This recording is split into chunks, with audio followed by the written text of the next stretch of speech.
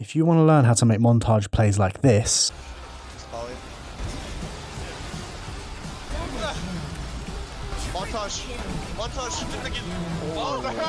this guide will set you on your way to becoming a good Kog'Maw main. Right, so let's go over Kog'Maw a little bit. So Kog'Maw is obviously a really good late game threat. He has very extreme strengths and weaknesses. You want to try and mitigate his weaknesses whilst obviously making his strengths shine. Kog'Maw's major weakness is how squishy he is. Therefore, a support that defends and peels Kog'Maw will make him a much bigger threat. Supports like Lulu, Karma, Janna, Soraka, just to name a few. This can also be seen as to how people itemize on Kog'Maw, building a lot more defensive items compared to the average ADC. For more on this, check out my itemization video. And just before we go into Kog'Maw's abilities and how to use them, please drop a like, follow, it really helps. So Kog'Maw's passive is useless, right? It's worth pretending it's not even in his kit, to be honest. If Kog gets a rework, this has to be the first thing to go. However, Kog'Maw's passive on his Q makes up for this a little bit. Kog'Maw gets attack speed per level in his Q, which really complements how you play Kog'Maw. Kog'Maw's Q active is a damaging skill shot that reduces the target's resistances. This ability should be used right before a fight and on cooldown in a fight. Reducing an enemy's resistances, especially when you're hitting them with your W, is extremely valuable. Now, Kog'Maw's W is the thing that makes the champ go from weak to strong. This is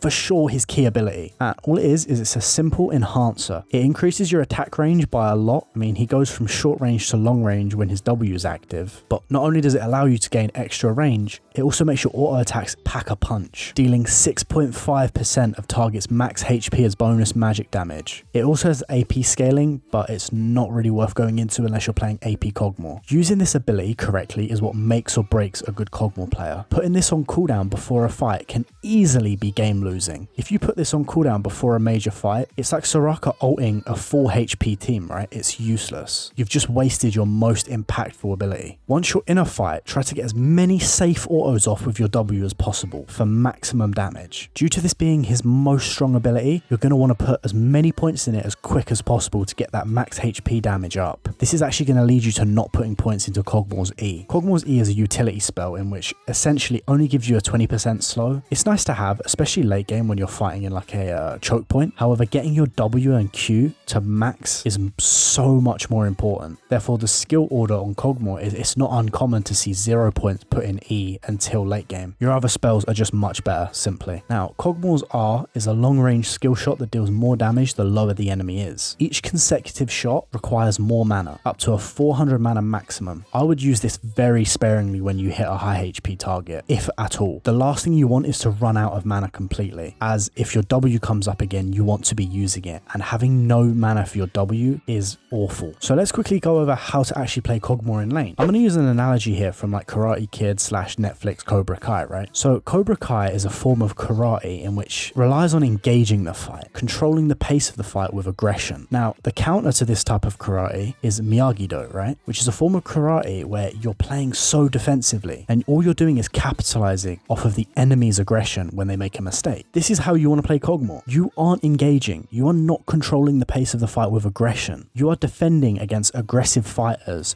like Zed, Kane, Set, Garen. Your job is to not let them kill you and for you to kill them for trying. Positioning, mechanics, itemization is important for this. In laning phase, you're simply just going to want to farm and punish enemy aggression if you can. If you can being key. Do not try to punish enemy aggression unless you have the resources available to punish them. Do not fight them if you're going to lose. You need to scale and get to team fights. So for team fights, depending on how you build is a key part of Kog'Maw. So you should know this about the champ. I have a video on it here. You can look at this video. I also have another video on you're going to want to watch as the rules of team fighting as an ADC. Now I'll quickly cover it here. It's do not die, hit closest target, and hit priority. If you want more details, go watch that video. But let's quickly look over this team fight and see how Doublelift plays as Kog'Maw. The first thing we can see is how Doublelift is timing his W. 3, 2, 1. I have W in 2, 1. No flash. He knows the most important cooldowns for his champ. This is just a key thing as to link back to before. In this fight, we can see all the rules of how team fight as an ADC take place. Firstly, we can see how he is focused on not dying and is safe. He's with his team, especially as support, and his items are keeping him safe. He's itemized towards safety. He hits the closest target, which is Maud. And after surviving Maud, once Maud is dead, he instantly realizes he can flash and hit priority targets for huge value, and he does. After 2 or 3 autos on them, the fight is already over. They can't respond now because if they walk back into Kog'Maw, he has his team and they're going to die to him. So all they can do is walk away and hope to get out of his range. But obviously with KOGMAW W, you have massive range, so they just die. The team fight's over. They win the game. I heavily recommend you watch my How to Team Fight as ADC guide and check out how to itemize on KOGMAW on screen now.